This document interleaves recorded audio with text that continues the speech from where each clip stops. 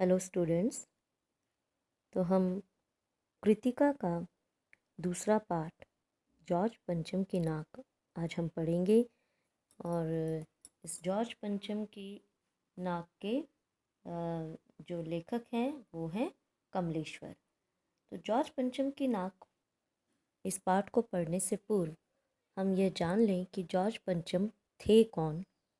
ठीक है, तो देखिए, जॉर्ज पंचम जो थे वो प्रथम ब्रिटिश शासक थे जो विंडसर राजघराने से संबंधित थे। यूनाइटेड किंगडम एवं अन्य राष्ट्रमंडल समूह के महाराजा होने के साथ साथ जॉर्ज पंचम भारत के सम्राट एवं स्वतंत्र आयरिश राज्य के राजा भी थे। जॉर्ज ने सन 1910 से प्रथम विश्व युद्ध के दौरान और बाद में 1936 में अपनी मृत्यु पर्यंत राज्य किया। तो जो जॉर्ज पंचम थे उन्होंने हमारे भारत पर भी राज किया। तो जॉर्ज पंचम की नाक जो पाठ है, तो जॉर्ज पंचम की केवल एक नाक को लेकर ये पूरा पाठ इसके इर्द गिर्द घुमा हुआ है। तो इस पाठ की भूमिका पहले हम जान ले, तब हम पाठ को आगे बढ़ाएंगे। तो देखिए, ये जो पाठ है पहले ये जान लीजिए, ये निबंध है एक। ठीक है, इसे निबंध रूप में लिखा गया है। तो जॉर्ज पंचम की नाक एक व्यंग्यात्मक निबंध है। इसमें सरकारी तंत्र की मजाक उड़ाई गई है। हम जिस इंग्लैंड के गुलाम रहे उसकी रानी के सम्मान के लिए भारत की सरकार कैसे कैसे पापड़ बेलती है, अपमानपूर्ण हरकतें करती है, यह दिखाना इस निबंध का उद्देश्य है। ठीक है, और इस निबंध में जो दर्शाया गया है, इस निबंध के माध्यम से जो बताया गया है वो ये है कि यहाँ रानी एलिज़ाबेथ वो जब भारत आती हैं तो किस तरह से तैयारी की जाती है। वो शाही दौरे पर आती हैं और किस तरह की तैयारी भारत द्वारा की जाती है वो दर्शाया गया है। साथ ही साथ जॉर्ज पंचम की नाक पर भी सवाल उठाया गया है, क्योंकि जॉर्ज पंचम की नाक जो है वो जो उसकी मूर्ति थी वहाँ से वो नाक कट गई थी। तो अब रानी एलिज़ाबेथ भारत आने वाली थी, तो उन्हें लगा कि जैसे ही वो आएंगी, है ना, तो इंडिया गेट पर ये जॉर्ज पंचम की जो नाक वहाँ से गायब उनको नज़र आएगी, तो न जाने वो क्या समझेंगी, क्या कहेंगी। इस तरह के कुछ सवालात वो सरकारी तंत्र जो है हमारे, या सरकारी कार्यवाही उसके ऊपर होती है कि अब इस नाक का किया क्या जाए। तो सरकारी कार्यवाही, सरकारी तंत्र जो है वो किस तरह से, या सरकारी महकमे हमारे किस तरह से कार्य करते हैं, एक दूसरे पर अपनी जिम्मेदारी कैसे थोपते हैं और फिर क्या निर्णय लिया जाता है। ठीक है, और साथ ही साथ इसमें अब इस नाक के पीछे पूरे भारत का भ्रमण कर लिया जाता है। वो पत्थर ढूंढा जाता है ना, वो सलाह दी जाती है कि वो पत्थर ढूंढें और फिर नाक कैसे न कैसे लगाई जाए, है ना। तो सब कुछ ढूंढा जाता है, सारे प्रयास किए जाते हैं, पर सब विफल होते हैं। और अंत में क्या निर्णय लिया जाता है? जिंदा जिंदा नाक लगाने का प्रस्ताव दिया जाता है। तो बड़ा हैरानी और बड़ा आश्चर्यपूर्वक ये निर्णय, मतलब समझ में नहीं आता कि ये क्या है, कि जिनके हम गुलाम रहे उनके पीछे हम इतना कुछ करने को तैयार हो रहे हैं। तो लगता है कहीं ना कहीं मानसिक रूप से शायद आज भी हम गुलाम हैं। इस पाठ के माध्यम से कुछ ऐसा ही बताने का प्रयास किया गया है। तो आइए अब हम इस पाठ को पढ़ें। जॉर्ज पंचम की नाक। तो देखिए, यहाँ ये जॉर्ज पंचम की नाक ये बनाई गई है। ठीक है, तो कमलेश्वर इसके लेखक हैं। ये एक निबंध रूप में लिखा गया है, ये निबंध है। ठीक है, तो यह बात उस समय की है जब इंग्लैंड की रानी एलिजाबेथ द्वितीय मई, ठीक है, यह बात उस समय की है जब इंग्लैंड की रानी एलिजाबेथ द्वितीय मई अपने पति के हिंदुस्तान पधारने वाली थी, पति के साथ हिंदुस्तान पधारने वाली थी। मय का मतलब ही होता है सहित या साथ में, ठीक है। पधारना यानी आना। अखबारों में उनकी चर्चा हो रही थी। देखिए, वो आने वाली थी तो अखबारों में क्या क्या चर्चा हो रही थी कि रानी एलिजाबेथ द्वितीय आने वाली हैं, ठीक है। और रोज़ लंदन के अखबारों से खबरें आ रही थी कि शाही दौरे के लिए कैसी कैसी तैयारियां हो रही हैं। शाही दौरा क्या होता है? शाही दौरा मतलब राजा का आगमन होता है, शान और शौकत से भरा आगमन होता है, ठीक है। रानी एलिजाबेथ का दर्जी परेशान था कि हिंदुस्तान, पाकिस्तान और नेपाल के दौरे पर रानी कब क्या पहनेंगी।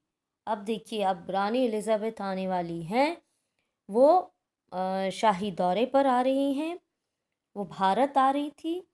तो वहाँ के जो लंदन के अखबारों में जो खबरें छप रही थी कि रानी एलिजाबेथ अब जाएंगी शाही दौरे पर, तो वो दर्जी वहाँ का परेशान था कि रानी एलिजाबेथ क्या पहनेंगी, ठीक है, और कब पहनेंगी, क्या पहनेंगी। अब उसे वो चिंता सताने लगी, है ना। उनका सेक्रेटरी और शायद जासूस भी, ठीक है। सेक्रेटरी कौन होते हैं? सचिव को बोलते हैं, ठीक है। और शायद जासूस भी, ठीक है, साथ साथ में चले होते हैं ना जासूस भी।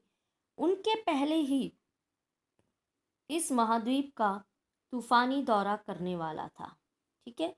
तूफानी दौरा मतलब वो पहले आकर ही वहाँ पर तेज़, तूफानी मतलब होता है तेज़, तो फटाफट दौरा करने वाला था कि कहाँ क्या किया गया है।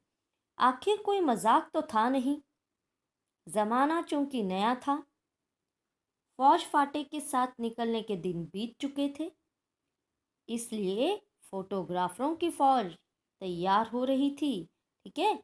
पहले कुछ और समय था, पहले फौज फाटे के साथ निकला जाता था। फौज फाटा मतलब होता है सेना और अन्य शाही कर्मचारी साथ में आते थे, ठीक है।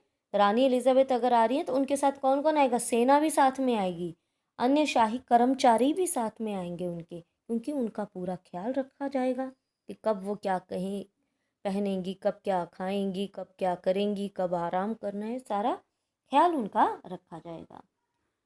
तो फौज फाटे के साथ निकलने के दिन बीत चुके थे, तो इसलिए अब क्या था, अब फोटोग्राफरों की फौज तैयार हो रही थी। इंग्लैंड के अखबारों की कतरनें हिंदुस्तानी अखबारों में दूसरे दिन चिपकी नजर आती थी। देखिए, खबरें तो वहाँ छप रही थी इंग्लैंड में, लेकिन वहाँ की खबरें झटपट हिंदुस्तान के अखबारों में भी दूसरे दिन नजर आती थी। क्या नजर आता था कि रानी ने एक ऐसा हल्के नीले रंग का सूट बनवाया है जिसका रेशमी कपड़ा हिंदुस्तान से मंगाया गया है, ठीक है। तो मतलब उनके सूट जो पहनने वाली हैं वो, तो उसका रंग कैसा है ना, उसका जो रेशमी कपड़ा है वो हिंदुस्तान से मंगाया गया है, कि करीब 400 पाउंड खर्चा उस सूट पर आया है। देखिए, कितना खर्चा रानी जी के सूट पर, उनके कपड़ों पर आया है। ये सारी जो है खबरें वो हिंदुस्तान के अखबारों में भी नज़र आती थी। रानी एलिजाबेथ की जन्म पत्री भी छपी, प्रिंस फिलिप के कारनामे छपे, और तो और उनके नौकरों, बावर्चियों, खानसामों, अंगरक्षकों की पूरी जीवनियाँ देखने में आई। खानसामा देखिए कौन कौन होता है? जन्म पत्री मतलब ज्योतिष के हिसाब से जन्म कुंडली बनाना। कारनामा होता है काम कार्य, ठीक है। और बावर्ची मतलब होता है रसोइया, और खानसामा होता है शाही महल का भंडारी, यानी पाकशाला का प्रबंधक, जो जहाँ खाना बनाते हैं ना उसका प्रबंधक, उसका मेन, कि क्या बनेगा, क्या होना चाहिए, कहाँ क्या रखा है, वो सारा वो बताएगा। बावर्ची तो खाना बनाएगा, है ना। तो खानसामा कौन हो गया? शाही महल का भंडारी, भंडारी, ठीक है। उसको पता है कौन सी चीज़ें कहाँ है, क्या है। पाकशाला का प्रबंधक कह सकते हैं, पाकशाला खाना खाना बनाना, ठीक है। अब जीवनी मतलब जीवन की कहानी, है ना, वो सारी उनकी बातें छप रही हैं। और तो और शाही महल में रहने और पलने वाले कुत्तों तक की तस्वीरें अखबारों में छप गईं। बड़ी धूम थी, बड़ा शोर शराबा था। शंख इंग्लैंड में बज रहा था, गूंज हिंदुस्तान में आ रही थी। ठीक है, तो देखिए किस तरह से पूरी खलबली सी मच गई थी, है ना। कहाँ रानी एलिजाबेथ आने वाली है, क्या तैयारियां हो रही हैं, इंग्लैंड की खबरें सारे हिंदुस्तान के अखबारों में छप रही हैं, है ना। तो आप देखते हैं जितने क्या छोटी मोटी खबरें कभी छपती हैं, है ना। आम लोग भी तो कई लोग भी घूमने आते हैं भारत, लेकिन उनकी थोड़ी ना छपती है। बड़े बड़े लोगों की खबरें इसी तरह से छपती हैं। आप देखेंगे हमारे यहाँ पे भी बड़े बड़े सेलिब्रिटीज़ होते हैं, तो उनकी शादी भी होती है, तो ये भी सब खबरें टीवी पर आ जाती है, न्यूज़पेपर में आ जाती है, समाचार पत्रों में छप जाती हैं कि ये हीरो हैं तो वो क्या पहनेंगे, उनकी पत्नी ने कपड़े कहाँ से खरीदे, उनके कपड़े कहाँ से आए, कितना खर्च आया शादी पे, फूल कहाँ से मंगाए गए, कौन सजावट कर रहा है, कौन मेहमान आ रहे हैं, है ना। क्या बेकार की खबरें सब छापी जाती हैं। हालांकि कितना कुछ देश में हो रहा है, शायद उसको कहीं ना कहीं नज़रअंदाज करके हम फालतू की बातों को और उसको और भी उजागर कर कर दिखाते हैं, जो कि कहीं ना कहीं ये ठीक नहीं है।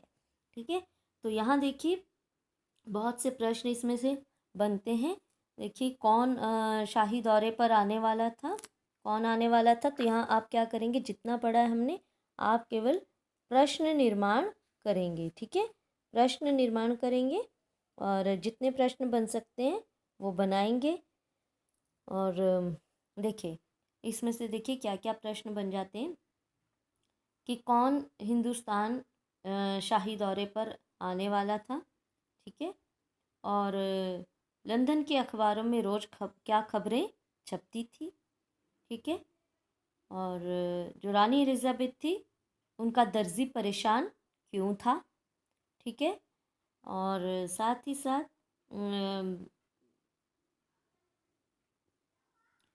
इंग्लैंड के अखबारों की कतरनें हिंदुस्तानी अखबारों में दूसरे दिन चिपकी नज़र आती थी, तो क्या क्या उन खबरों में होता था। ठीक है, क्या खबरें छपी नज़र आती थी हिंदुस्तान के अखबारों में भी। ठीक है, कि उनके कपड़ों पर, उनके कपड़े किस रंग के हैं, वो क्या पहनने वाली हैं, कपड़ा जो मंगाया गया है वो कहाँ से मंगाया गया है, कितना खर्च उनके कपड़ों पर आया है ना। प्रश्न कितने सारे बनते हैं। और साथ ही साथ जो प्रिंस फिलिप के कारनामे भी उसमें छपते थे, और कौन कौन सी बातें जो है अखबार में छपती थी, है ना। उनके नौकरों की, बावर्चियों की, खानसामों की, अंगरक्षकों की, अंगरक्षक होते हैं बॉडीगार्ड, अंगरक्षकों की जीवनियाँ भी वहाँ पे छपती थी। और तो और उनके महल में पलने वाले कुत्तों की तस्वीरें भी अखबारों में छपने लगी थी। ठीक है, तो खूब शोर शराबा था। तो यानी कि शंख इंग्लैंड में बजता था और गूंज हिंदुस्तान में आ रही थी। तैयारियां वहाँ पे, परेशान दर्जी वहाँ पे थे, लेकिन सारी जो खबरें थी वो हिंदुस्तान में भी नज़र आती थी। ठीक है, तो इतने प्रश्न हमारे बनते हैं, और भी प्रश्न जितने प्रश्न आप बना सकते हैं बनाएं। और आज के लिए इतना ही, अगले वीडियो में हम